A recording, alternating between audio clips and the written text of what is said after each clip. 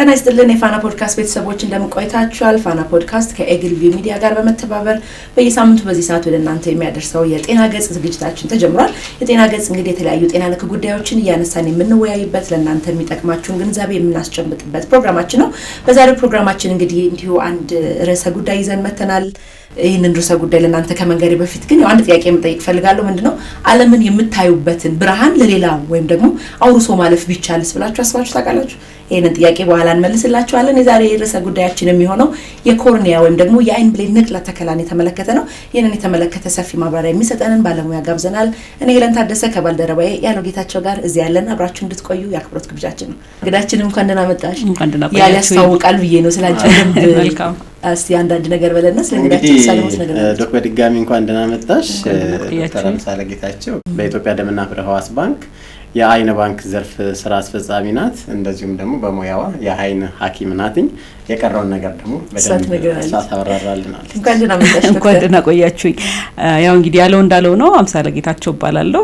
በሙያዬ በአይን ሕክምና ረዳት ፕሮፌሰር ነኝ። በኢትዮጵያ ደምና ሕዋስ ባንክ አገልግሎት የአይን ባንኩን እየመራው እገኛለሁ። በተጨማሪ በየካቲት 12 ሆስፒታል ታካሚዎችን በማየት እንደዚሁም ሐኪሞችን በማስተማር ላይ እገኛለሁ። ምን ያህል ጊዜ ነሽ ወደ አይን ሕክምና ከተሳተፍሽ? ወደዛ ማለት ያው ስፔሻላይዝ አድርጋችሁ ወደዛ? አዎ ስፔሻላይዝ ካደረኩ ወደ ኦልሞስት ወደ 2 አመት ተኩል ገደማ ነው። ደምና ሕዋስን ግን ከተቀላቀልኩኝ ወደ 1 አመት ከ7-8 ወር አካባቢ ነው። መልካም እንግዲህ የዛሬ ቆይታችን ሰዎች ብርሃናቸውን እንዳይቀብሩ በዋናነት ደግሞ ቀደም ሄሉ ስትል እንደነበረው ዓለምን የምናይበት ደግሞም እንደዚሁም ደግሞ በተለያየ የሃይማኖት መጽሐፍት ላይ አይን የነፍስ መስኮት እንደሆነች መጽሐፍ ቅዱስም ይናገራልና ከዚህ ጋር ተያይዞ እንግዲህ ቃል በመግባት ደግሞ ብርሃንን ማስቀጠል በሚቻልበት ጉዳይ ላይ እናወራለን። ዶክተር እንደው በቀጥታ ወደ ኮርኒያ ጉዳይ ከመሄዳችን በፊት ለፕሮፌሽናል ጆርኒውን ሃይላይት ብናነሳ ብንነጋገር ከዚህ በኋላ አብራን ቆይታ የምታደርገው ዶክተር አምሳለ ማን ናት የሚለውን ነገር እንደው በትንሹ ብታጫውች። መልካም መጀመሪያ እንግዲህ ስለጋበዛችሁኝ በእኔና በኢትዮጵያ ደምና ሕዋስ አመስገን ፈልጋለሁ። የኔ እንግዲህ የስራዬ የጀመረው ወይም ደግሞ የስራ ህይወቴ የጀመረው በነርስነት ነው። ነርስ ሆኜ መጀመሪያ የተቀጠርኩት በዳግማዊ ምኒልክ ሆስፒታል ነበር። ከዛም አጋጣሚ ሆኖ ወደ አይን ባንክ ቴክኒሻን እዛ በውድድር ያስገባ ነበር። እዛ ገብቼ ባየሁበት ጊዜ ነው በጣም የተሳብኩት። ያኔ በሀገራችን ብቸኛው ንቅለ ተከላ በዛን ጊዜ የአይን ብሌን ነበርና ቴክኒሻን ሆኜ የተወሰነ ጊዜ እንዳገለግልኩኝ ወደ ሕክምና ኮሌጅ ተቀላቀልኩ። ሕክምና ዲግሪን ካገኘው በኋላ ነው የተወሰነ የካቲት እዛው ሳገለግል ቆየው። ከዛ በአዲስ አበባ ዩኒቨርሲቲ መልሼ በመሄድ የስፔሻላይዝ አደረኩኝ በአይን። ቀጥሎ ወደ ቤቴ በመመለስ አሁን አይን ባንኩን በመሪ ስራ አስፈጻሚነት እያገለገልኩ እገኛለሁ። በየካቲት ሆስፒታል ሜዲካል ኮሌጅ ነው የማገለግለው። ይሄን ይመስላል ጉዞዬ። እንግዲህ በቀጥታ ጫወታችንንም ቆይታችንን ጥሩ ለማድረግ ሚስጥር ላወጣ ነው ዶክተር ፈቀዳለ? እንደ ሚስጥሩ አይነት ተወሰናል ያለች ነው ዶክተር። የቤተሰብ ጉባኤ ነበራቸውና ብዙ ሰዎች ተሰብስበው ቤተሰብ ዶክተር መድረክ እንድትመራ እንድታስተባብር ኃላፊነት ተሰጣት እና ታናሽ እህቷ ወይም ታላቅ እህቷ ኖ ዶክተር መጨረሻ ላይ ሰውን ሁሉ እዚህ ጉባኤው ላይ ያለውን ሰው በሙሉ የአይን ብሌናችሁን ቃል ግቡ ትላለች፣ ስለዚህ እሷ መድረክ ባናስመራ ይሻላል ያሉበትን ሁኔታ እንደ መግቢያ ብንጠቀመው ጥሩ ነው። መልካም ምንድነው ያው ሰው በርከት ብሎ ስታይ ወዲያው ቃል ግቡ የሚል ሀሳብ ነው የሚመጣብሽ። የተወሰነ ቤተሰብ ላይ እናወራለን ያለውን ነገርና መልስ ጠርተን ነው አንድ እህታችንን መልስ ጠርተን በቃ ሲያስከፍቺ ትናገር እሷ ይላለባቴና ዞር ብላ ታናሽ እህቴ ናት።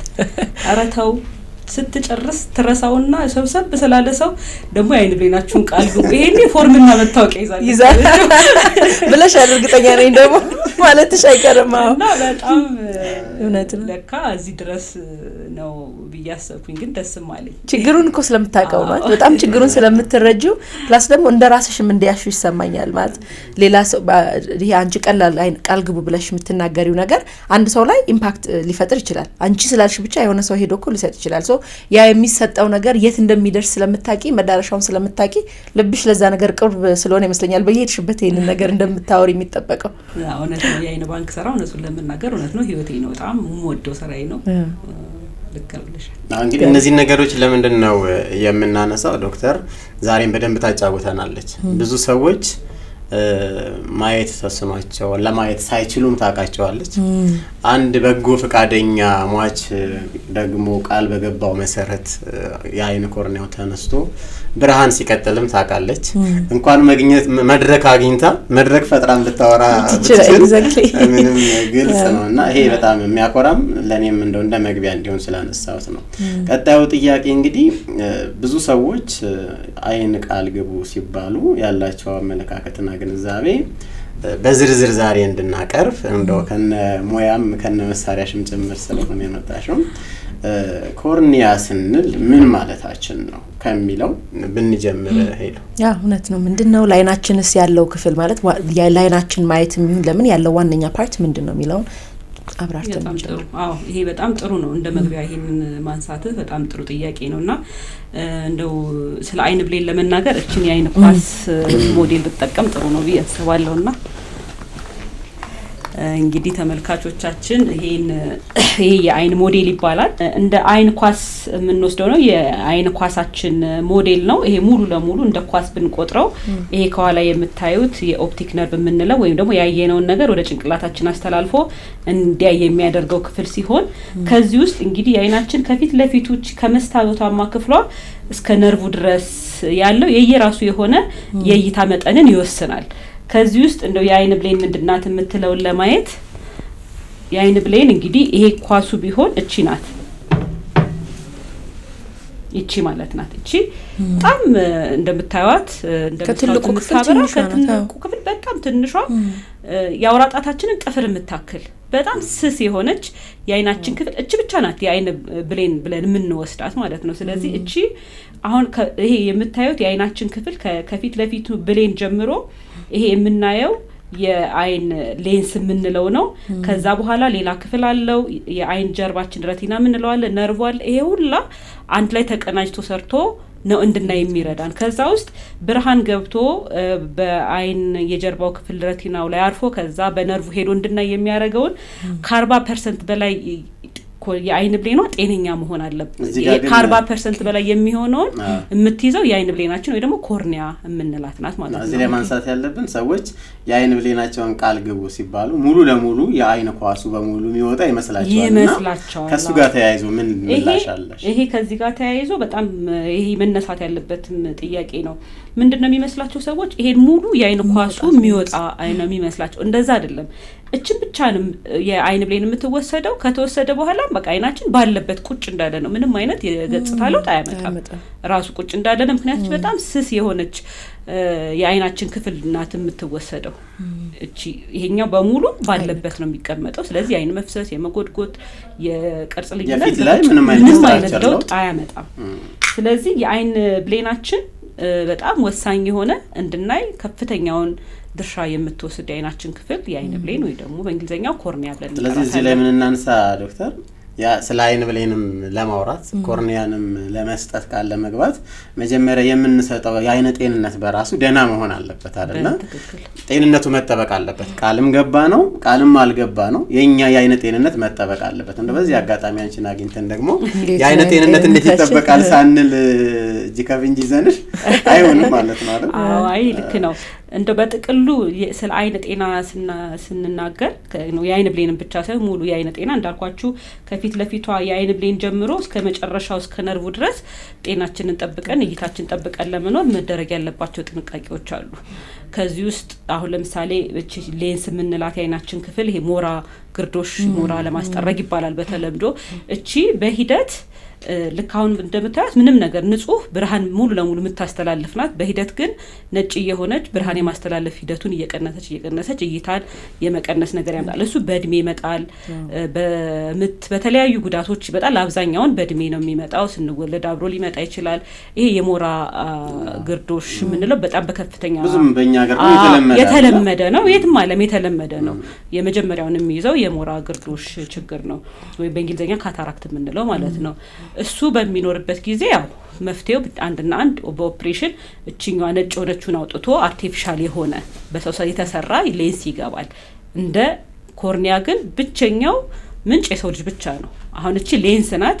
ሌንሷ በአርቲፊሻል ተሰርታ። ታዲያ እዚህ ጋር ጥያቄ የአይን ብሌናችን ከውጭ ያለችው ናት እኛ ምን ወስዳት ሰዎች ካታራክት ካላቸው ወይም ደግሞ የሞራ ካላቸው የሚታከምበት መንገድ ትንሽ ልትነግሪኝ ትችላለሽ? ድንገት አድማጮቻችን ተመልካቾቻችን ግልጽ እንዲሆንላቸው።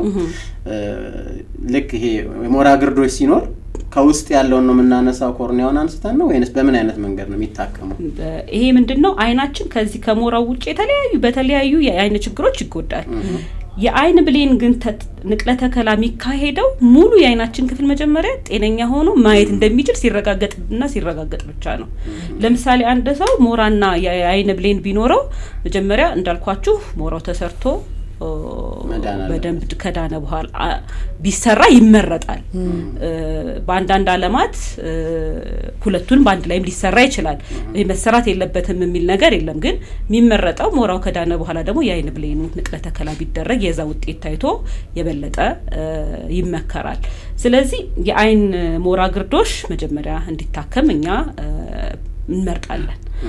ሌላኛው ግን ከሱ ተጨማሪ አሁን ስለ ሙሉ የአይን ጤና አይደል የተነሳንበት፣ አንደኛው ሞራ ነው። ሌላ ደግሞ መነጽር የሚፈልጉ የአይን ችግሮች አሉ አሁን ስለ ሙሉ የአይን ጤና ስናነሳ። ስለዚህ ሰዎች መነጽርን እንደ መድኃኒት ቆጥረው የታዘዘ መነጽር በአግባቡ መጠቀም የግዴታ ነው። በቃ መድኃኒት ሲታዘዝ መድኃኒቱን ካልዋጥ ነው አንድንም አይደል። ልክ እንደዛ ያህል የታዘዘላቸው መነጽር መጠቀም፣ በተቀጠሩበት ጊዜ መሄድ። በተለይ ልጆች ላይ የማይመለስ አይነት የአይን ድክመት ሊያመጣ ይችላል ይሄንን ባለማረጋችን። አሁን ላይ ደግሞ እንደምታውቁት የስኳር፣ የግፊት፣ የኮሌስትሮል ችግር ይሄንን ኮሚኒኬብል ችግሩ እየገዘፈ ነውና አይን ህክምና ላይም ጫና ያመጣል። ይሄ አይን ላይ በጣም ጫና ያመጣል። በተለይ የስኳር በሽታ አይናችን ላይ አሁን እዚህ ጋር ይታይ እንደሆነ አላቅም፣ ውስጡ እንደምታዩት ደም ስሮች አሉ የአይናችን የውስጠኛው ክፍል። እነሱን ሁሉ ጥቃቅን የደም ስሮችን በማጥቃት ልታደርግላቸው ትችላለሽ። ይሄ እንደ አይናችን ውሃ የምንቆጥረው ነው።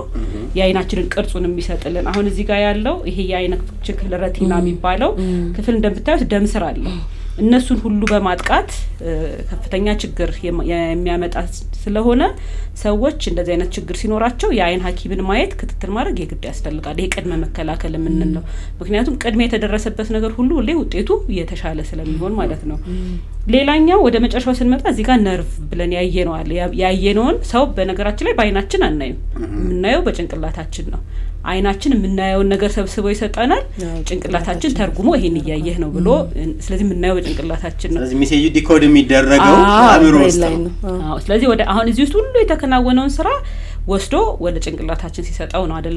ስለዚህ ይሄ ሁሉ ነገር ጤነኛ ሆኖ ነርቭ ቢጎዳ ምንም ማየት አንችልም ማለት ነው። ስለዚህ ግላኮማ የምንለው አሁን ላይ የተወሰነ እየሰራንበት ነውና ሰዎች ከ40 ዓመት በላይ ሲሆኑ የቤተሰብ የግላኮማ ችግር ሲኖር እንደዚህ ሲኖር ምልክቶች ሲታዩ ሄዶ ሕክምና ማድረግ። ሕክምናው ደግሞ እስከ መጨረሻው የሚቀጥል ነው። ሐኪሞች ሊያሰለች ይችላል፣ ግን በግላኮማ የሚመጣ የአይን ችግር የማይመለስ አይነ ስውርነት ነው የሚያመጣ። አሁን ብሌን አችን ችግር ቢኖር ብሌን ቀየርና አይደል? ሞራ ቢይዘው ሞራው በአርቲፊሻል ተቀየረ። የነርቫችን ግን ከሞተ ነርቭ ተመልሶ እንደገና ሊድን የሚችል አይደለም። የማይመለስ አይነ ስውርነት ስለሚያመጣ እነዚህ ነገሮች በደንብ ትኩረት ሰጥተው መከታተል ያስፈልጋል። በተለይ አሁን የጠቀስኳቸው ሪስክ ያለባቸው ሰዎች። ስለዚህ ይሄ ሁላ ነገር መጀመሪያ ታይቶ ከሌንሱ ጀምሮ የአይኑ ውስጥ ይሄ ሁሉ ጤነኛ መሆኑ ሲረጋገጥ እቺ ብቻ ናት የአይን ብሌኗ ችግር ናት ይሄን ሁሉ ያመጣችሁ ተብሎ ሲታሰብ ከሟች ለጋሽ ላይ እቺ አይን ብሬን ትወሰድና ንቅለ ተከላ እናደርጋለን። ስለዚህ ሁሌም በህክምናው ዓለም እንደምንለው መጀመሪያ ቀድመ መከላከል ነው። አሁን ያነሳኋቸው ኢንፌክሽኖችን እንደዚህ ወዲያው ሲያጋጥሙ ምት ሲኖር የተለያየ አይነት ችግሮች ሲኖር ወዲያው የአይን ሐኪምን ማየት የሚሰጠውን መድኃኒት በአግባቡ መውሰድ ሌሎ በራሳቸው ሄደው ፋርማሲ መድኃኒቶችን ገዝተው አለመጠቀም ይሄ ቅድመ መከላከል ነው። ችግር ሲኖር ደግሞ ወዲያው መጥተው ሲታከሙ የተሻለ ውጤት እንዲያገኙ ይሆናል። ይሄ በጥቅሉ ስለ አይን ጤና እንክብካቤ ማንሳት የምፈልገው ነገር ነው። በመጨረሻ ማንሳት የምፈልገው ህጻናት ላይ የሚከሰት ማንኛውም አይነት ችግር የአይን መሸዋረር ሊሆን ይችላል ወይ መቅላት፣ የኢንፌክሽን አይነት፣ የእይታ መቸገር እንደዚህ አይነት ነገሮች አይናቸው ላይ ለምሳሌ ልጆች እንደተወለዱ ከወራት በኋላ ለምሳሌ የድመት አይን ብለን የሚያንጸባርቅ ነገር አሁን እሱ ከአይን ካንሰር ጋር የሚያያዝ ህጻናት ላይ የሚፈጠር ነው። እንደዚህ አይነት ነገሮች ሪስካቸው ከባድ ስለሆነ በሂደት ደግሞ የማይመለስ አይነት ስንፈት ስለሚያመጣ ህጻናት ላይ የሚታይ ማንኛውም ችግር ለነገ ለዛሬ መባል የለበትም። ጎረቤት መማከር የለበትም። ቀጥታ አካባቢያቸው ያለ ባለሙያ ጋር መውሰድ እኔ እንዳደራም ጭምር ነው። ምክንያቱም ህጻናት ላይ መስራት ምንም ማንደራደርበት የአይን ጤንነት እንደሚታወቀው ከልጅነት ጀምሮ ልንጠብቀው የሚገባ ነገር ነው። በዚህ አጋጣሚ ዶክተር እንግዲህ ካነሳ ነገር ልጆቻችንን እናትና አባት ከሚያሳድጓቸው በላይ ሄሉ የምታግዥ ይመስለኛል መምህራኖች የሚያሳድጓቸው ይበልጣል። በደንብ አስታውሳለሁ ትምህርት ቤት እያለሁኝና አብዛኛ ተማሪዎች ከፊት መቀመጥ ይፈልጋሉ። ስለዚህ ከፊት መቀመጥ ሲፈልጉ ከቁመታቸው ምናምን የተነሳ ደግሞ መምህራኖቹ ሌሎችን ከለሏቸው ይሉና ወደ ኋላ ያደርጓቸዋል። ከውጭ ሀገር የሚመጡ እንግዲህ ደግሞ በህብረት ሰብሰብ ብለው ህክምና የሚሰጡ ሰዎች ሲመጡ እንግዲህ ያን 4-5ኛ ክፍል እያለን በጣም ብዙ ህፃናት አይናቸው ትልቅ ችግር ነበረበት። ስለዚህ መምህራን ልጆቻቸው የሚያስተምሯቸውን ልጆች ከማየት ከማስተማር እንደው ጤንነታቸውን ከማየት አኳያ እንደው አልፎ ደግሞ ህክምና ተቋም በቋሚነት እንዲሄዱ ከማድረግ አኳያ ምን እየተሰራ ነው የሚለው ነገር አንቺን ቀጥታ ባይመለከትም ቤተሰብ መምህራን ምን ያደርጉ የአይን ጤንነት ትምህርት ቤት ውስጥ የሚጠበቃል ብዬ ስለማስብ ይሄ በጣም ትክክለኛ የሆነ ሀሳብ ነው። መምህራን ላይ አሁን ስራዎች ተጀምረዋል። መምህራን የአይን ችግር ሲኖር ኢቭን ትምህርት ቤት እየተሄደ ስክሪንም የማድረግ ስራዎች ተጀምረዋል። በእርግጥ ጥርት ያለ መረጃ ባይኖረኝም ግን በጣም እንቅስቃሴዎች እንዳሉ አውቃለሁኝ። ስለዚህ መምህራን ይሄንን ነገር እንዲረዱ የተለያዩ ስራዎች በተለይ እናንተ የሚዲያ አካላት በደንብ ልጆችን ፊት የመቀመጥ ፍላጎት ብቻ እንዳልሆነ መረዳት ቢያንስ ኮሙኒኬሽን ቡክ ላይ ጽፈው እንዲወስዱ ቢያንስ ወላጅ እንዲወስድ የማድረግ አይነት ነገር ቢኖር ልጆች ማለት በተለይ ልጆች አሁን በደንብ ሀሳባቸውን ይገልጻሉና ያንን ሀሳባቸውን የምናዳምጥ አይነት ብንሆን ብዙ ነገር እናተርፋለንና ይሄንን ነው ማለት የምፈልገው። ግን አሁን ላይ ጥሩ እንቅስቃሴ እየተደረገ ነው። ያው መበርታት የበለጠ መስራት ያስፈልጋል። ግን ከበፊቱ አሁን ላይ ትምህርት ቤቶች ላይ እየተሰራ ነው። መምህራንም እያገዙ ነው። ከድሮም እኮ ኧረ ባይን ቀልድ የለም እየተባልና እንደ ያደግነው በጣም አይናችን ላይ ባይናት ትምጡብኝ ይባላልና በተለይ ቅድም ምን ስታነሺ በተለይ አጽንኦት እንድትሰጥ ይፈልኩት ይሄ ሰልፍ ዳያግኖስ ምንለው አይኔ ይደርቃል ከፋርማሲ ጠብታ ነገር ወይ ደግሞ ለአይን ይሄ እንባይሁን ምን ይሁን ተብሎ አሉ ጠብታ የሚደረጉ ነገሮች ወይም እንዲሁ ደግሞ ፔኒሲሊን ነው የምንለው ለአይን ምን ተጠቀማቸው አሉ። እነሱ ራሱ ፕሪስክራይብ ካልሆነ ወይም ደግሞ በሐኪም ታይተን ካልታዘዘልን የሚያመጡት እንትን የለም አለ በትክክል አለ። እሱ ነው ቅድም ለማንሳት የፈለኩት። አሁን አይናችን ሲቀላ ያ የቀላበት ምክንያት መታወቅ አለበት። ምክንያቱ የተለያየ የምንገዛው መድኃኒት ሊያባብስና ከባድ ጉዳት ሊያመጣ ይችላል። ስለዚህ በተቻለ አቅም በእርግጥ ያው የሐኪም ጥረት አለ እንደ ሀገር ነው ግን የምንኖረው ቢያንስ አካባቢያቸውን ያለ ሰው ቀጥታ ሄዶ ከመግዛት ቢያንስ ባለሙያ ማማከር የአይን ሐኪም ላይ ይገኝ ይችላል። እንደው ቢያንስ ግን ሐኪም በጤና ጣቢያ ሊሆን ይችላል፣ በፕራይመሪ ሆስፒታሎች፣ በሰከንደሪ ከተቻለ ደግሞ እንደው የአይን ሐኪም ባለበት ጋር ደግሞ በደንብ ራስን ሰጥቶ ሄዶ ለማሳየት መሞከር። እኛ በፍጹም ከፋርማሲ ሄዶ ተገዝቶ የሚደረጉ መድኃኒቶችን አንመክርም። ውጤታቸውንም ክሊኒክ ላይ የምናየው ስለሆነ ማለት ነው። ሳይታመሙ መታከም ግን እኛ ሀገር የተለመደ አይደለም። በተለይ አይን ላይ አይደለም ማንኛውም ሰው ደህና ሆኖ ምንም ችግር ሳይኖርበት እሱ ቤተሰቦቹ ልጆቹን ይዞ ሄደው የመታከም እንደ ህክምናም ላይ እንደምትሰሪ ስለማቅ ደናነን ምንም አይናችን ላይ እክል ችግር የለብንም ግን ልንታይን የመጣ ነው ቅድመ ምርመራ ልናረግ ነው የመጣ ነው የሚል እንደ አጋጥሞሽ ያቅ ይሆን እስከዛሬ ድረስ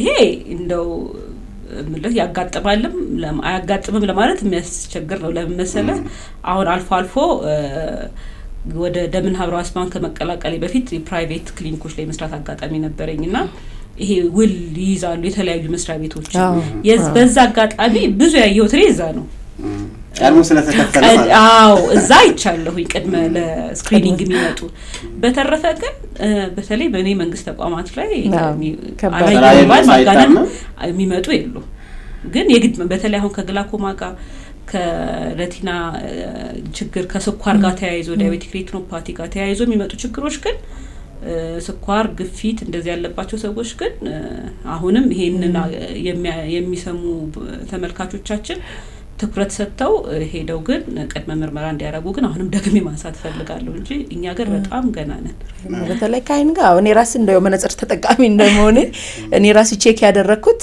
ራሴን በራሴ አይቼ ያው ማንበብ ሲያቅተኝ የሆነ ርቀት ዲስታንስ ላይ ዝም ብለሽ ከጓደኞቻችን ጋር በዚህና ያለን ይተባባልን አይቼ ነው የሆነ ነገር ብለር እንዳለብኝ አውቄ ሄጄ ቼክ አድርጌ መነጽር ያርኩት ብዙ ጊዜ ደግሞ ሰው መነጽር ተጠቃሚ ዶክ ምን ይላል መሰለሽ ሳደርገው አይኔን ያሳመመኛል ኦር ቶሎ ካለመልመድ አንፃር ነው መሰለኝ የሚታዘዝልንን መነጽር እንኳን በአግባቡ አንጠቀምም ኪዩር ማድረግ ባይችል ግን ያ ነገር ከዛ በላይ እንዳይጨምር ያደርጋል አይደል ታዘዘልንን ነገር በአግባቡ መጠቀም አሁን ለምሳሌ ሾርት ሳይት የሚሆን ሎንግ ሳይት የሆነ ሰው ከዜሮ ነጥብ እንትን እያለ ነጥቡ ከፍ እንዳይልም ዝቅ እንዳይልም አስተዋጽኦ አለው ሶ በአግባቡ መጠቀሙን በተለይ መነጽር መድኃኒት የምንለው እኮ ለዛ መነጽር ያድናል መነጽር ባለበት ያቆማል መነጽር እንዳይባባስ ያደርጋል መነጽር እንደ መድኃኒት ነው ምንለው ለዛ ነው እኔ አንዳንዴ ይገርመኛል መቼ ነው መነጽር የተለካው ለመጨረሻ ጊዜ ስንል 4 አመት የሚሉሃሉ ይሄ ልክ ያልሆነ ቢያንስ በአመት አንዴ መቼም ለራሳችን ጊዜ ማለት ለራሳችንን ማየት ለራሳችንን ጤና በጣም ትኩረት መስጠት ያስፈልጋል በአይን ብቻ አይደለም በሙሉ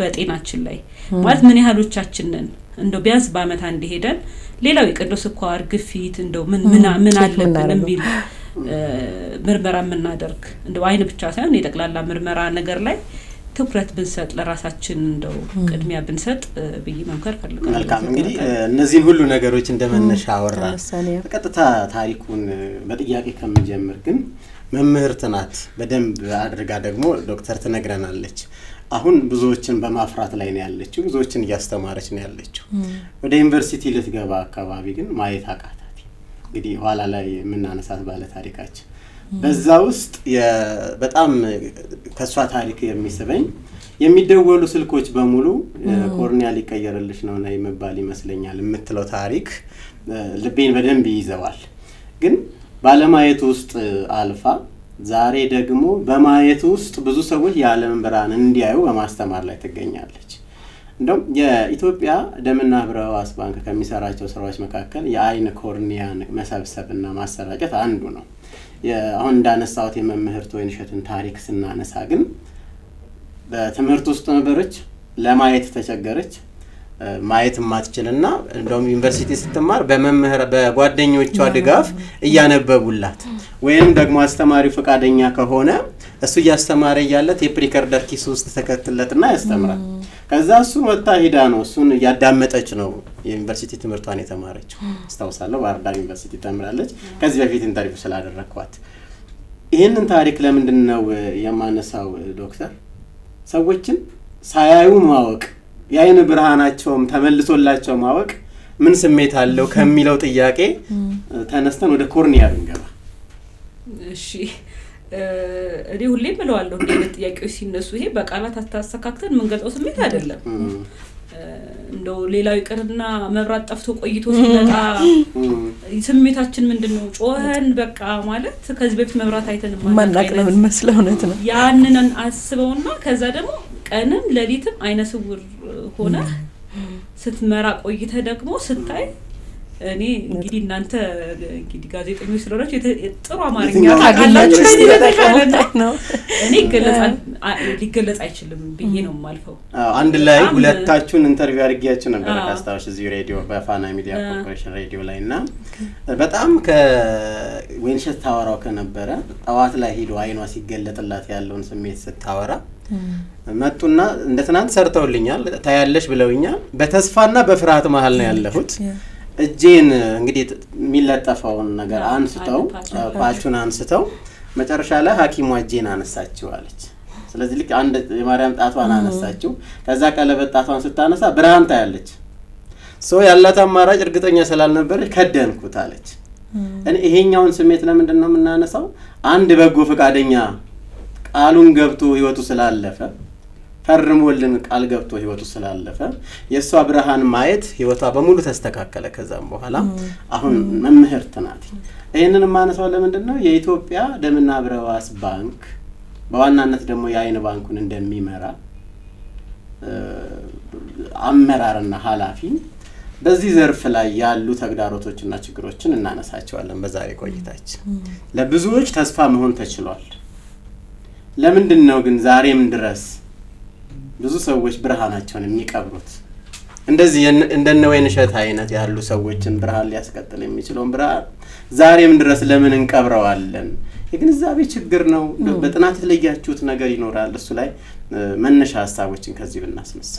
አዎ ይህን እንደው ነገር ከማንሳቴ በፊት የአይን ባንኩ ከተመሰረተ ወደ 22 አመት ገደማ ይሆነዋል እና በዚህ በ22 አመት ጊዜ ውስጥ ወደ 3800 ገደማ አካባቢ ወገኖቻችን የአይን ብሌን ንቅለ ተከላ ተደርጎላቸው ብርሃናቸው ተመልሷል ማለት ነው።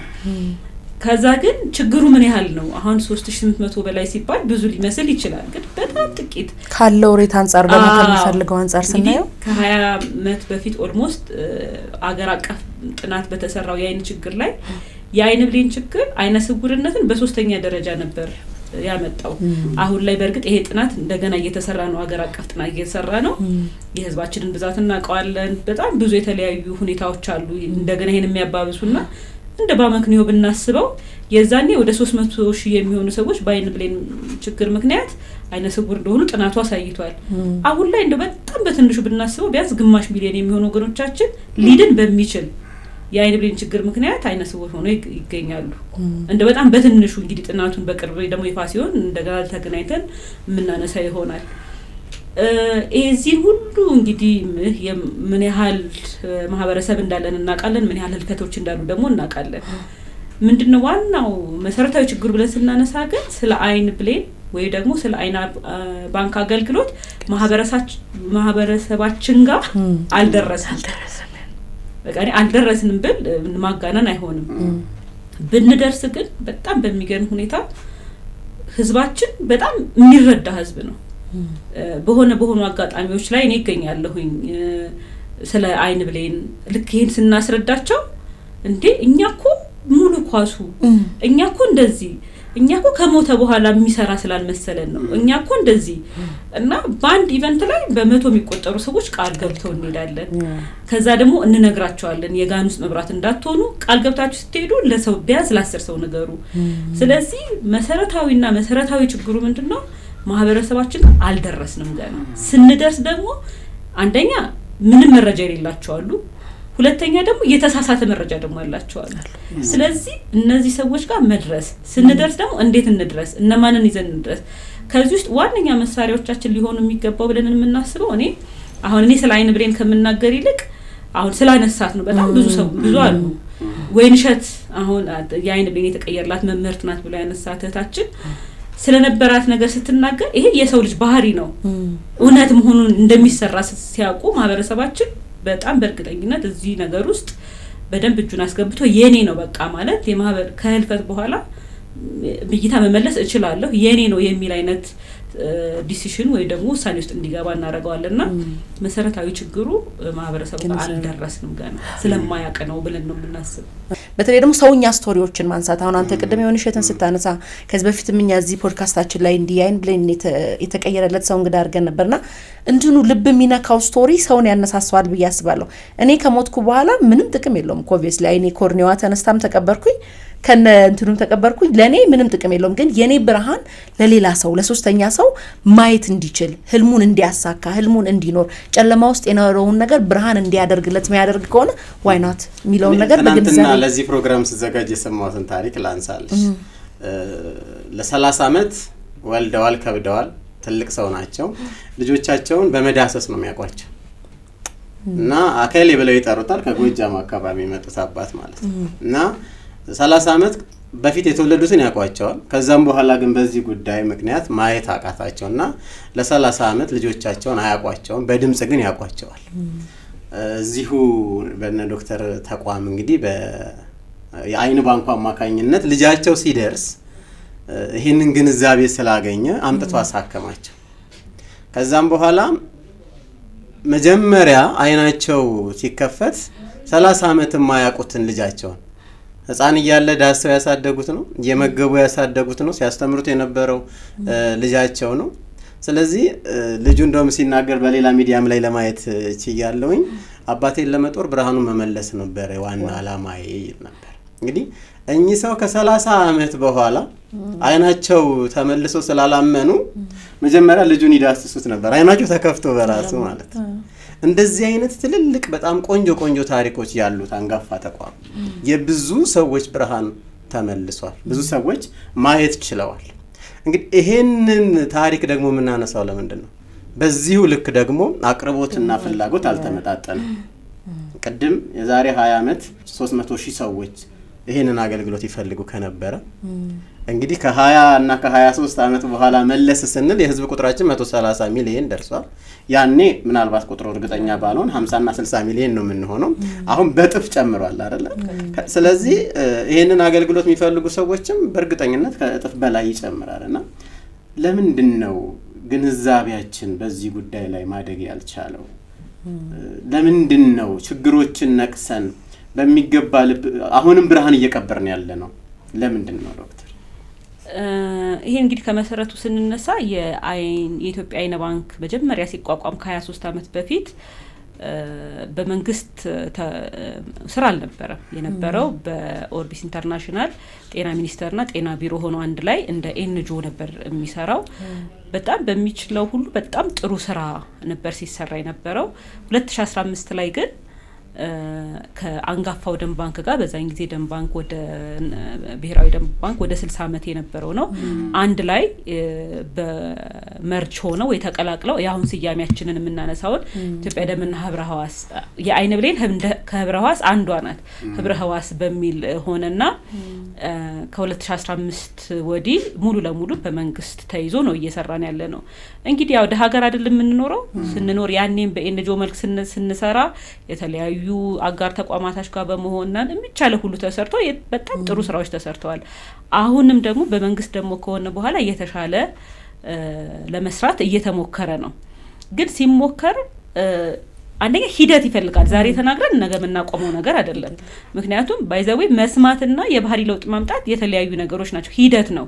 ዛሬ የሰማው ሰው ዛሬ ቢወስን ነገ ለምሳሌ ከቤተሰብ አንድ ሰው ቢሞት የአይን ብሌኑ ይወሰድ ቢባል እምቢ ካለ ሰምቷል፣ ነገሩ አሳምኖታል፣ ግን የባህሪ ለውጥ አላመጣም እንለዋለን።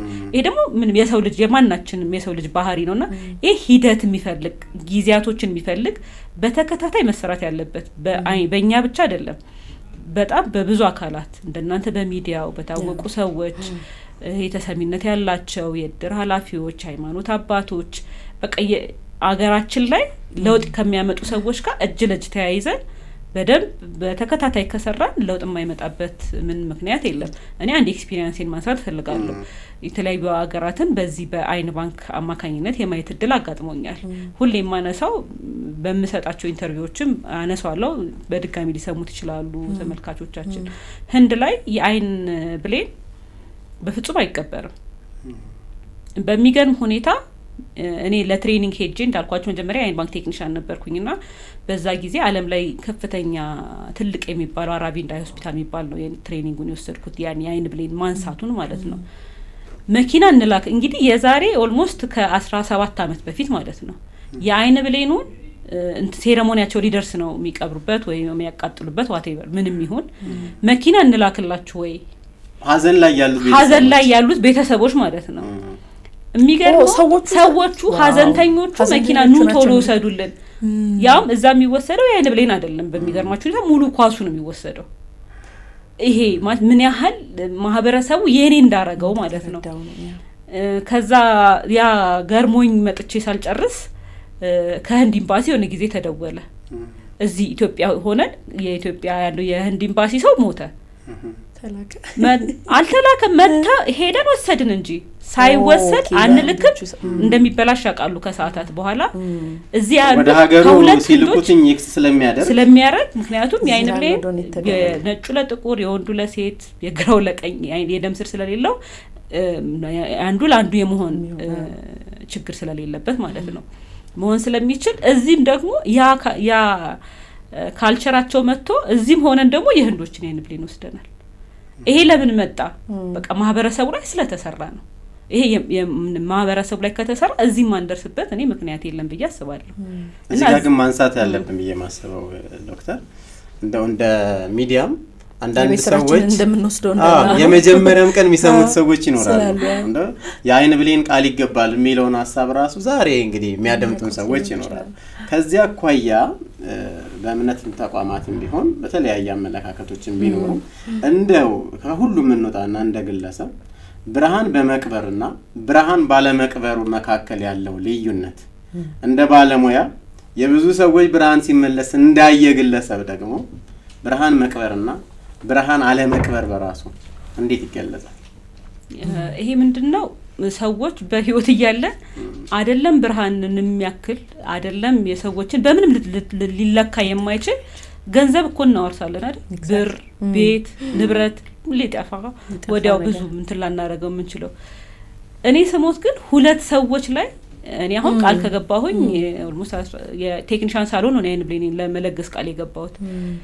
እኔ ከሞት በኋላ ግን ቢያንስ ሁለት ሰዎች በእኔ ምክንያት ግን ብርሃናቸው እንደተመለሰ በቃ አውቃለሁ። ይሄ አንደኛ በህይወት እያለሁ እርካታ ይሰጠኛል። በእምነቴም ደግሞ ዋጋ እንደሚያሰጠኝ ደግሞ እርግጠኛ ነኝ። እዚሁ ላይ ግን የቤተሰብን ጉዳይ አንስተን እንለፍ አይደል?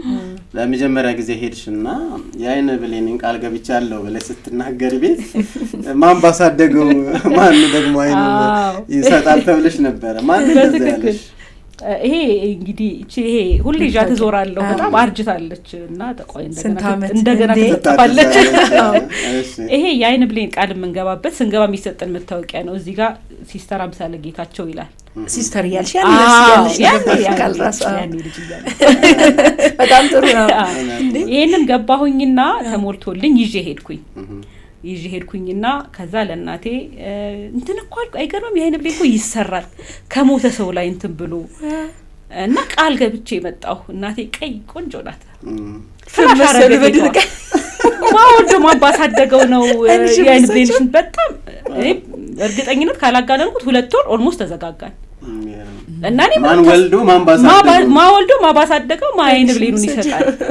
በቃ የምሞት አይነት ነገር መሰላትና ስስት ነው እኮ ባይዘ አንቺ ካላት ፍቅር ስስት። ከዛ እኔ ምንም ተስፋ አልቆርጥም አለ መሰላቸው። ተስፋ ቆየው እንደዚህ እኮ ነው እንደዚህ ነው። ከዛ የሃይማኖት ተቋማት እኔ በእምነቴ የኦርቶዶክስ ክርስቲያን ተከታይ ነኝ ችግር እንደሌለው ስታቅ ግን እኔ እንጃ በ2 ወር ከምናምኑ ራሷ መታ የአይን ብሌኗን ቃል ገብታ ማዘርም ቃል ገብታ በታዋቂዋን ይዛ ሄደችና እንደ አይነት ነገር ካለ ምንም ምክንያቱም እኔ ቃል ገባሁና ቤተሰቤ ካላመነ እኔ ባልፍ ማን ቀድሞ እንደሚያልፍ ባይታወቅም ቤተሰቦቼ ቢከለክሉኛ አይን ባንኩ ቃል ገብታለችና እንወስዳለን ማለት ነው። ይሄ ሙሉ ለሙሉ በፈቃደኝነት ላይ ተመሰረተ ነው። ስለዚህ ቅድም እንዳለው ይመስለኛል በመድረክ መሪ ስትባል ታሳውሻለሽ አይደል?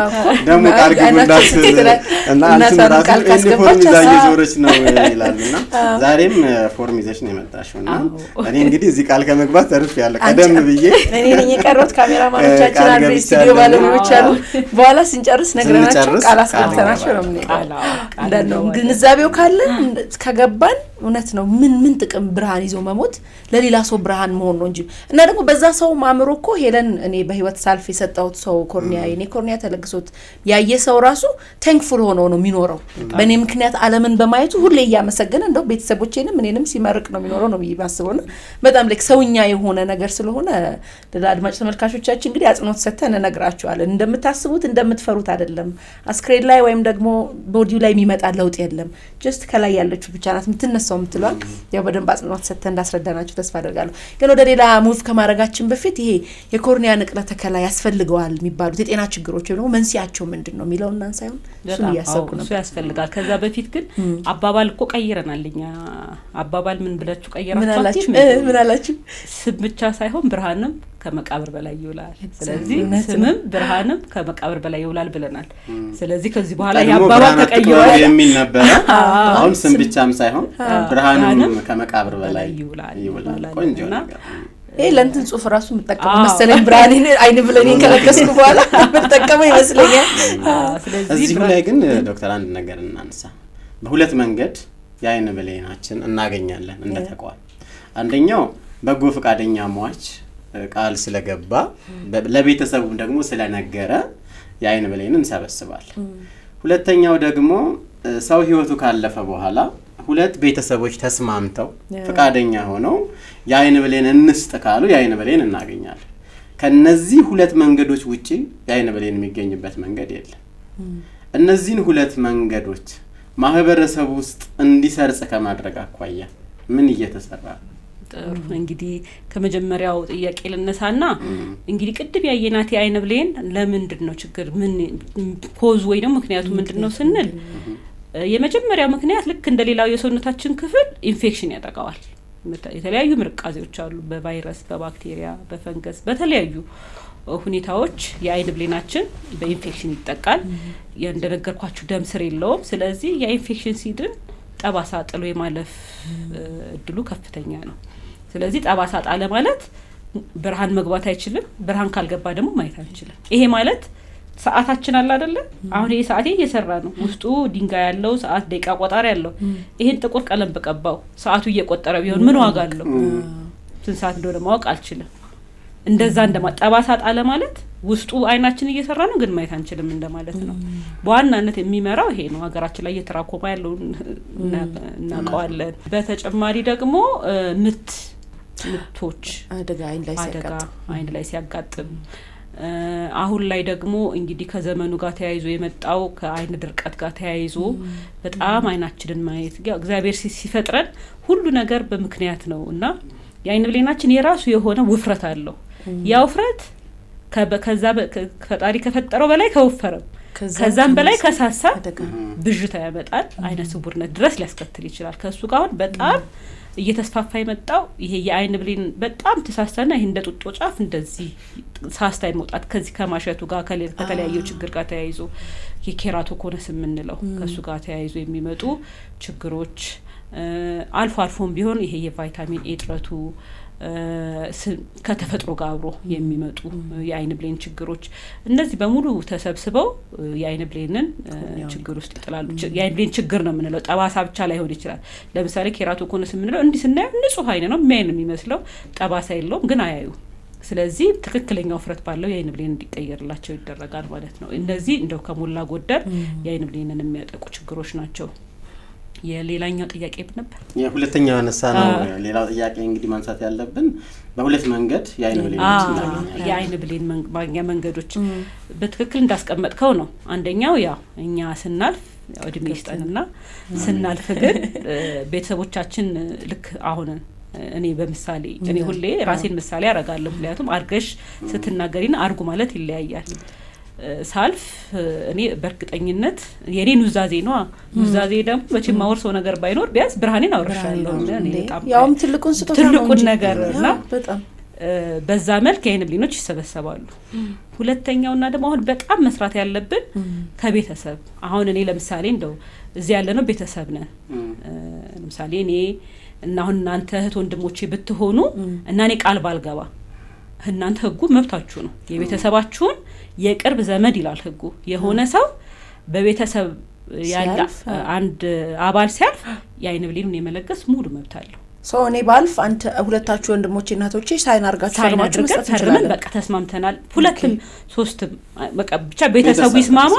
ቤተሰቡ ከተስማማ የአይን ብሌን ዓለም በነገራችን ላይ እየሰራ ያለው አሁን በዚህ ነው።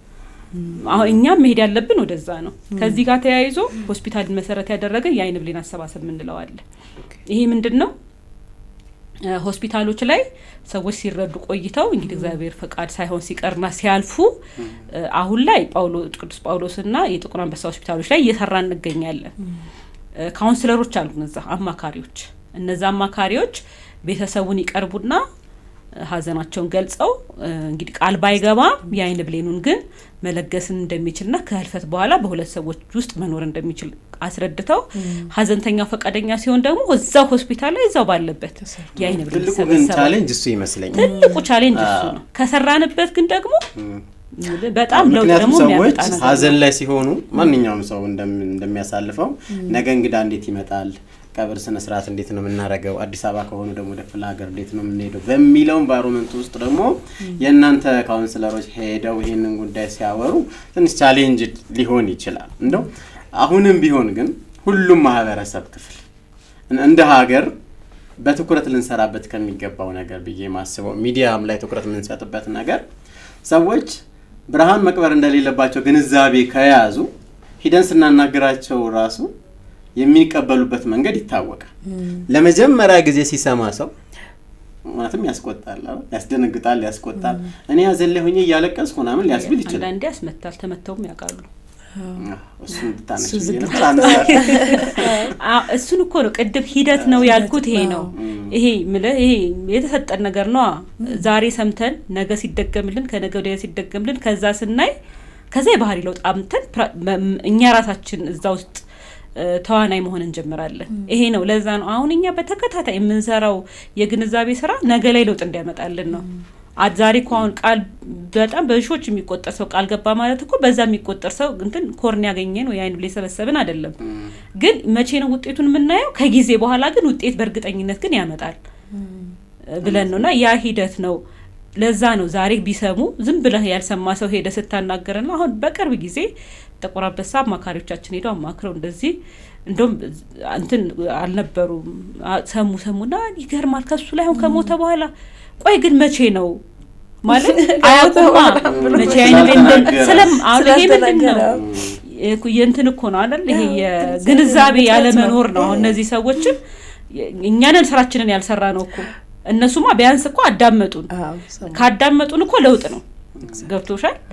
ስለዚህ ያ ነገር ቢሆን ለምሳሌ አንድ ሰው ካረፈ በስንት ሰዓት ውስጥ አይን ብሌኑ መወሰድ አለበት ምናምን የሚለው ላይ ስለ አይን ብሌን ስላወሳሰዱ ማይለግሳል ምናምን የሚለው መሰረታዊ ነገር ሲኖር ግን ይሄና ወዲያው አማካሪዎቻችን ሲነግሩን እንደዚህ ነው አዋይ ነገም አቃንሽ ብለው የመለገስ ባህላችን ጥሩ እየሆነ ይመጣል።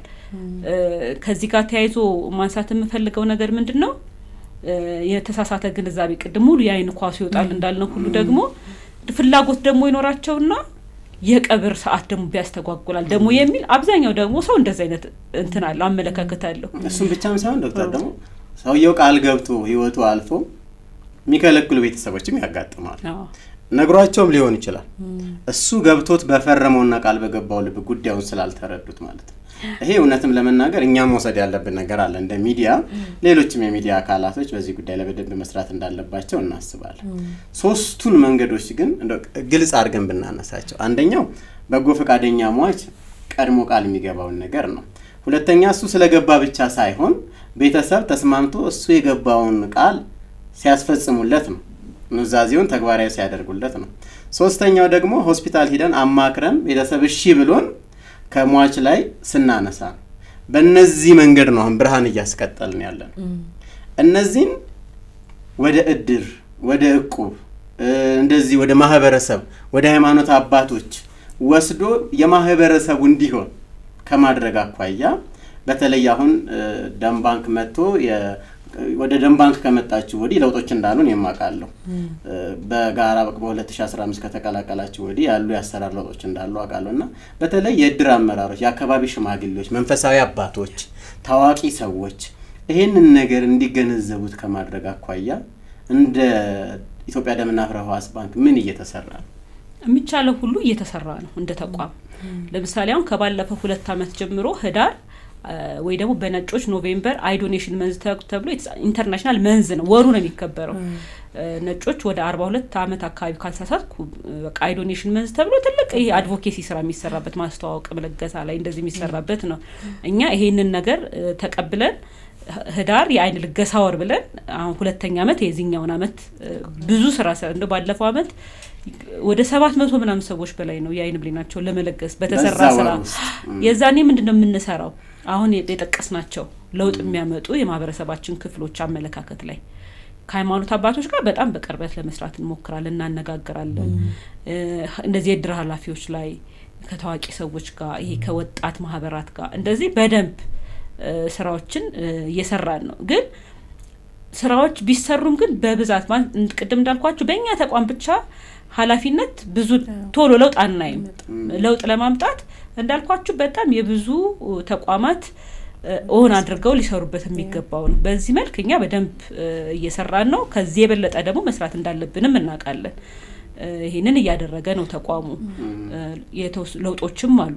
አንተም እንዳልከው ለምሳሌ ለአመታት እኔ እንግዲህ ኦልሞስት እንዳልኳችሁ አመት ከ7-8 ወር አካባቢ ነው ከተቀላቀልኩኝና የዛኔ ስመጣ 16000 ሰው ገደማ ነበር ከተመሰረተ ጀምሮ ቃል ገብቶ የነበረው። አሁን ላይ ኦልሞስት ወደ 20000 የሚሆን የማህበረሰባችን ክፍል ቃል ገብቷል። ያ አሁን ቃል የመግባቱን ነገር አሁን በደንብ አጥኖ ሰጥቼ መናገር የምፈልገው በዛ ልክ አይን ብሌን በዛ አይደለም። በዛ ልክ ግን ማህበረሰባችን ስለ አይን ባንክ ስለ አይን ብሌን ልገሳ እያወቀ ነው ማለት ነው። አሁን የዚህን አመት ላይ ብናይ የዚህ አሁን 3ኛ በጀት አመት 3ኛ ኳርተር ጨረስን አይደለ? 9 ወር ሆነን አይደለ? የ2018 ከ2400 በላይ የሚሆን በ9 ወር ውስጥ ቃል ገብተውልናል። ይሄ ያለንን የተወሰነ ለውጥ ያለው እንቅስቃሴ እንዳለ ያስገባል። ዶክተር ለምሳሌ ሰዎች ቃል ሲገቡ ነው የሚያዋጣ ማለት ከብዛት አቋያ ነው ማስበው። ምናልባት አዋጭ የትኛው ነው ማለት ካለብን የአይን ብሌን ልገሳ ከሚጠብቁ ከወረፋ አቋያ ሰዎች ቃል ሲገቡ ቃል አስገብቶ መጠበቅ ነው የሚሻለው፣ ወይንም ሰዎች በተለያየ ህይወት እልፈት መካከል ሲያልፉ አስፈቅዶ መውሰድ ነው የሚሻለው፣ ወይንስ ደግሞ ቤተሰብ ተስማምቶ ብርሃን አንቀብር ምን ወሰዱ እንዲያርጋችሁ ማለት ነው የሚሻለው? የትኛው ነው አዋጭ? በጣም ትኩረት አድርጋችሁ እየሰራችሁበትም ያለ አዋጩማ ቤተሰብ ተስማምቶ ሲሰጥ ነው። ግን ይሄ ስራ ባንድ ያዋጣንማ አዋጭ ለማድረግ እኮ አንድን ቢዝነስ ያው ማለት ቢዝነስ ውስጥ ባንኖርም የሚያዋጣንን ነገር ስትራቴጂ መንደፍ አለብን አይደል? እዛ ቦታ ላይ ለመድረስ አሁን የምንሰራው ጎን ለጎን መሆን አለበት። ልክ አሁን እንደምንሰራው አሁን ሁለቱን ስራ ነው እየሰራን ያለነው አይደል?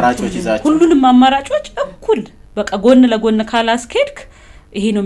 አሁን ለምሳሌ ቤተሰብ ላይ ብቻ እንስራ ብትል ዛሬ ግንዛቤው የሌለው ሰው ቤተሰብ ላይ ትኩረት አድርገህ ብትሰራ ምን ፖይንት አለው ማለት ውጤት ብዙ አናገኝበት። ውጤት የሚመጣው ሁለቱ ጎን ለጎን ሲሄድ ቤተሰብም መለገስ እንደሚችል ሲያቅ ከዛ የአይን ለጋሾችም ሲጨምሩ ማህበረሰቡ እያወቀ እየተገነዘበ የባህሪ ለውጥ እያመጣ መለገስ እስኪጀምር ድረስ እኩል በኩል መሄዱ ነው አዋጭ የሚሆነው እንጂ እንደው ሎጂካሊ ስታስበው ቤተሰብ ቢለግስ ነው።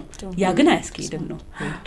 እሱን ጠብቆ መቀመጥም ስለማይቻል ሁለቱን እኩል ጎን ለጎን ማስኬድ የግድ ያስፈልጋል።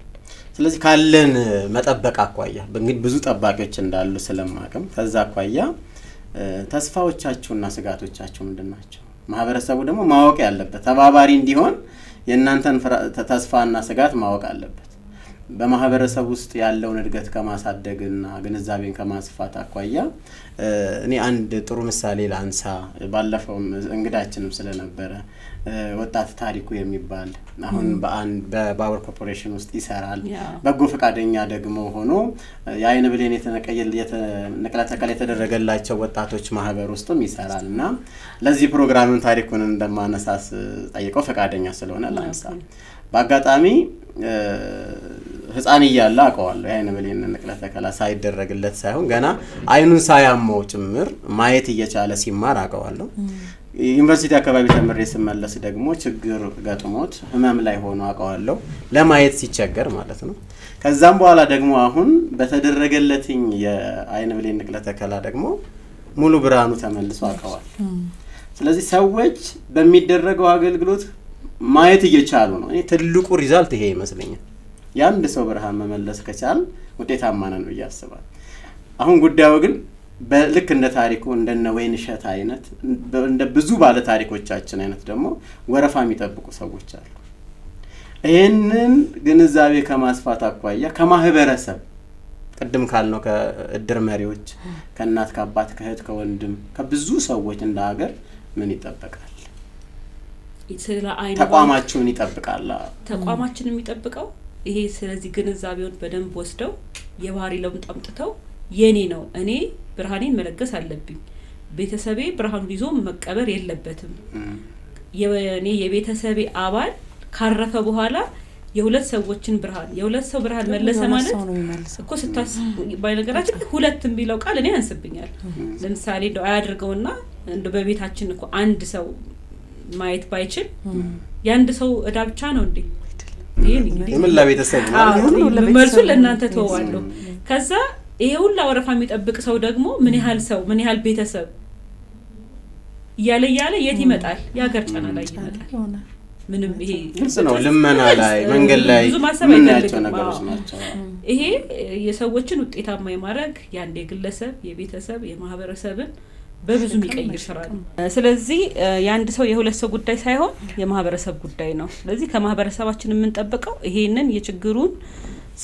ስር የሰደደ እንደሆነ ተረርቶ ምንም አይነት የአይን ብሌኖች እንዳይቀበሩ እንዲያደርግና ኑዛዜ በሀገራችንም እኮ በጣም ክቡር ነው አይደል እኔ አሁን ይሄን ነገር ባይፈጸምልኝ ኑዛዜ እንዳልተፈጸመና እንደው ምን ይባላል እኮ በሀገራችን ነፍስ አታርፍም ይባላል አይደል ኑዛዜ ካልተፈጸመ ስለዚህ ኑዛዜ ቃል የገቡ ሰዎች ኑዛዜ እንዲፈጸምላቸው በቤተሰብ ደግሞ ሰው ሲያልፍ ብርሃን በፍጹም ሳንቀብር ለማህበረሰባችን ራሳችን ለራሳችን ተደራሽ ሆነን በአይን ብሌን የሚመጣ አይነ ስውርነትን በሙሉ አስወግደን የሆነ አመት ላይ አሁን ዜሮ ምንም ወይት የሚያደርግ ሰው የለም ወዲያው ከስር ያለው ችግሩ ሲመጣ የአይን ብሌን እየቀየርን በጣም ውጤታማ ዜጋ እንድናፈራ ነው ማለት ነው ፈልገው የሲቪል ማህበራትም እንቅድም የጠቀስናቸው የሲቪል ማህበራትም እኛም በየተቋማትም አሁን የደም ባንክ በየተቋማቱ በየትምህርት ቤቱ እየሄደ ግንዛቤም እየሰጠ ደምም እየሰበሰበ ይመለሳል እንዲሁም ደግሞ የአይን ባንክንም ራሱ ከናንተ የሚጠበቀው ከኛም ደግሞ እንዲሁ ከሚዲያ አካላትም ደግሞ በቂ ነው ባንልም ብቻ በየኢሹ በእንደዚህ አይነት በተለይ ደግሞ አይን በመነገስ ላይ እንደዚህ አይነት ፖድካስቶችን ማዘጋጀት ሰዎችን ግንዛቤ ማስጨበጥ አለብን ብያስባለሁ እኛ ቤት ስራችንን እንወስዳለን ምን ያሰብኩ ነበረ በዚህ አይን ንቅለ ተከላ የሚታከመው ሰው ከጊዜ በኋላ ጉዳት የደረሰበት ነው ወይስ ከመጀመሪያ ከበረት ጀምሮ ሲወለድ ጀምሮ አይን ጠባሳ ላይ ያለበትም ሰው በእንደዚህ መታከም ይችላል ምን አይነት ሰው ነው ህክምናውን ማግኘት የሚችለው ሚሊዮን ያሰብኩ ህክምናውን ማግኘት የሚችለው ቅድም እንዳልኳችሁ የአይናችን ክፍል አየ ነው አይደል ከአይን ብሌን ውጪ ያለው የአይን ክፍሉ ጤነኛ ሆኖ የአይን ብሌን ብቻ ችግር ከሆነ ህጻናትም ላይ ይሰራል ካደግም በኋላም ይሰራል ዋናው ነገር የአይናችን ኳሱ ነርቭ ሁሉ ሙሉ ጤነኛ ግን መሆን አለበት ከሆነ ህጻናትም ላይ እንሰራለን ከጊዜ በኋላ የሚመጣ ችግር ላይ እንሰራለን በተጨማሪ ደግሞ ማንስ ነው የአይን ኮርኒያውን ወይም ደግሞ የአይን ብሌኑን መለገስ የሚችለው እድሜ ጋፕ አለ ወይ የጤና ሁኔታ ቼክ የሚደረጉ ነገሮች አለ ወይ ማንኛውም ሰው መስጠት ይችላል ወይ የሚለውን ራሱ ግልጽ ብናደርግላቸው ሰዎች ለመለገስ መነሳሳትን ይፈጥርባቸው ይሆናል ቢያስባል ማንንም ሰው ከ2 አመት በላይ በሌሎች ሀገራት ከ2 አመት በታችም ይወሰዳል ግን ምንድነው ልክ 2 አመት ላይ የአዋቂ የአይን ብሌኑ ሳይዙ ያንን ይዛል ጠንከርም ይላል ብለን ስለታሰበ አሁን ላይ እየሰራን ያለነው 2 አመት እስከ መጨረሻው አፐር ሊሚት የለው ማንኛውም ሰው መለጋሽ መሆን ይችላል ስለዚህ ማንንም ሰው መለገስ ይችላል ከ2 አመት በላይ የሆነ ዶክተር ምናልባት እዚህ ላይ በደንብ ማንሳት አለብን ብዬ ደግሞ የማስበው ነገር በኢትዮጵያ ደምና ህዋስ ባንክ በጣም ብዙ ሰዎች ደምን በቋሚነት ለ123 ለ124 ጊዜ እንደለገሱ እናውቃለን አሁን የአይን ባንክ ታሪክ ደግሞ እንደ አፍሪካ ስናየው ደግሞ የኛ አንጋፋና ትልቅ ለሌሎችም ልምድ የሚሰጥ የሚያስተምርም ተቋም እንደሆነ ጭምር አውቃለሁ ከዚህ አኳያ የአይን ባንክን ዲጂታላይዜሽን ከማድረግ አኳያ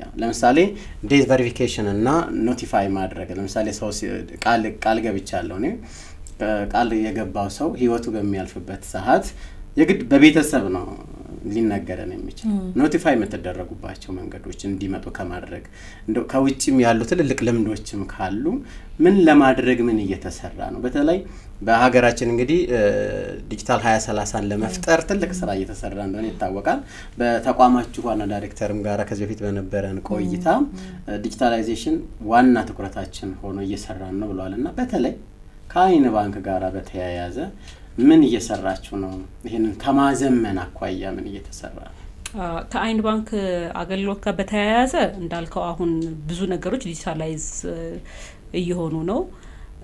በተለይ ከፋይዳ ጋር አብሮ ሊንክ አድርጎ ስራዎች ጅማሬ ናቸው እንደምታውቁት የወሳኝ ኮነቶች አይደል ያው ዲጂታላይዝ እየተደረጉ ነው። ህጋዊ ጉዳይም ያስፈልጋቸዋል። ስራዎች ተጀምረዋል።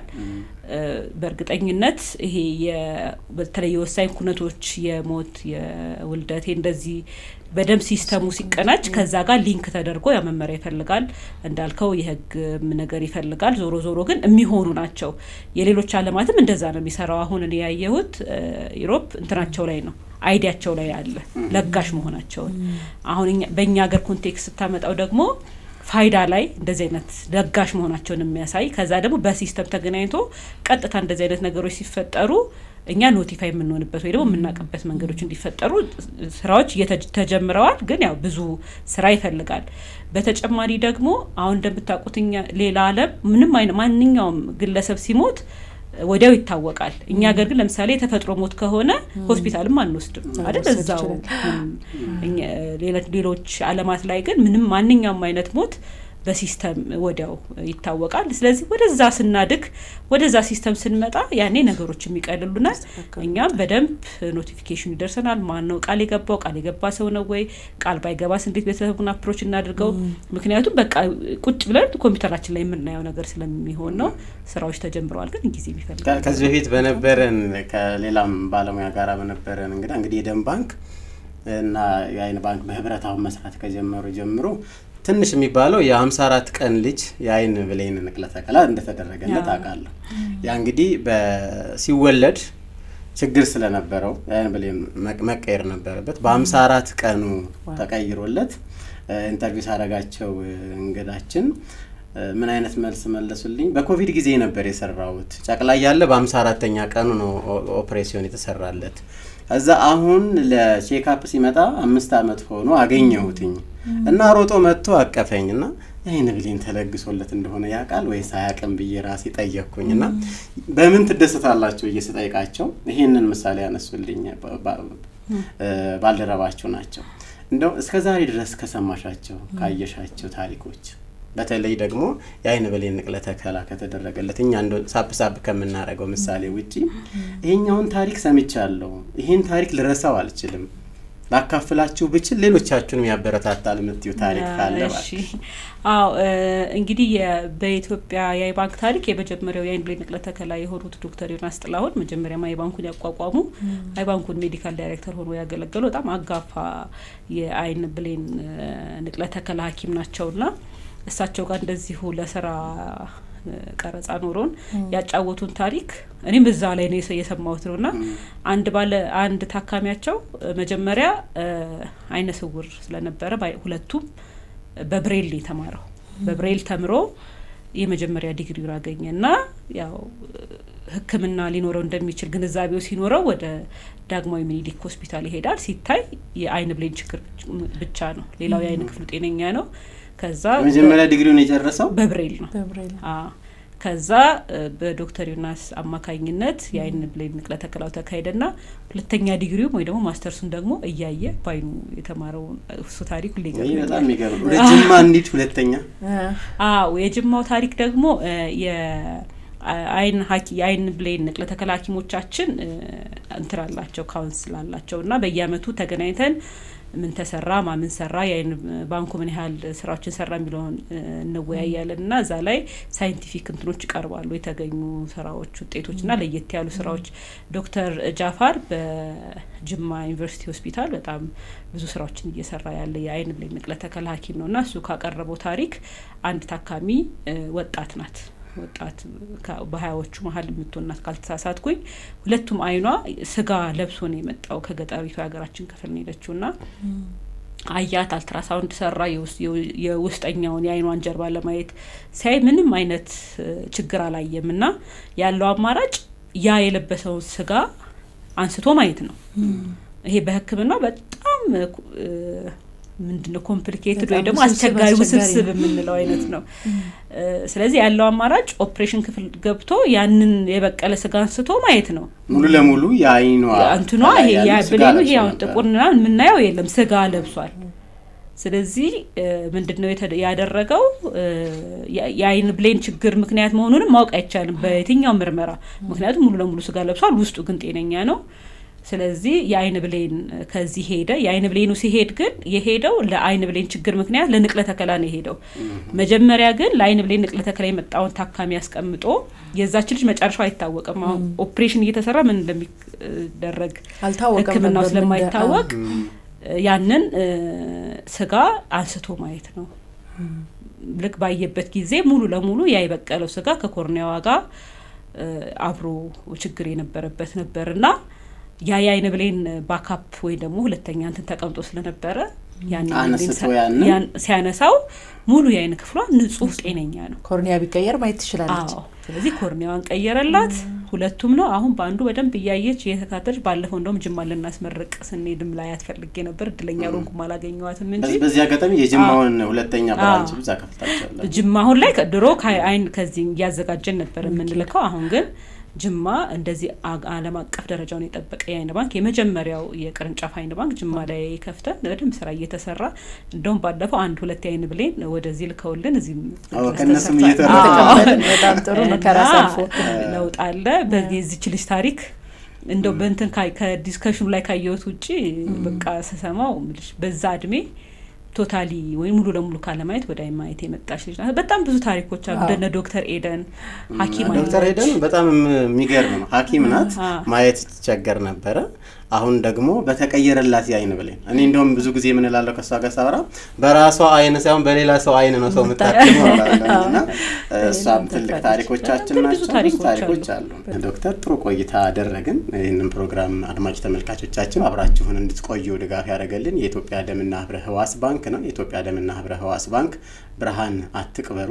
እንደዚሁም ደግሞ ደም በመለገስ የወገንን ህይወት እንታደግ ደም መለገስ ህይወትን ማጋራት ጭምር ነውና ይህ የዘውትር ተግባራችሁ እንዲሆን ጥሪ ያስተላልፍላችኋል 8040 ደግሞ አማራጭ ስልኮች ናቸው በመደወል በነፃ አጫጭር መረጃዎችንና ዝርዝር ጉዳዮችን ልታገኙ ትችላላችሁ ሄሉ በዚሁ እናጠቃል በጣም ጥሩ ቆይታ ነበር ዶክተር በድጋሚ እናመሰግናለን አድማጭ ተመልካቾቻችን እንግዲህ ዛሬ ከነበረን ቆይታ የሚጠቅማችሁን ነገር እንዳገኛችሁ ተስፋ እናደርጋለን በተለይ ደግሞ ብርሃንን አለመቅበር የሚለው ሐሳብ ላይ በደንብ አጽንኦት ሰጥተን ለመናገር ሞክረናል እናንተም ብርሃናችሁን አትቅበሩ ዛሬ ቃል በመግባት ነገ የሌላን ሰው ህይወት ማብራት የሌላን ሰው ጨለማ ብሩህ ማድረግ እንችላለን ዛሬ በመንገባው ቃል ነገ የሁለት ሰዎችን ህይወት ልንታደግ እንችላለን መልእክታችን ነው አብራችሁን ስለነበራችሁ በድጋሚ ከልብ እናመሰግናለን በቀጣይ ፕሮግራም እስከምንገናኝ ጤና ይስጥልኝ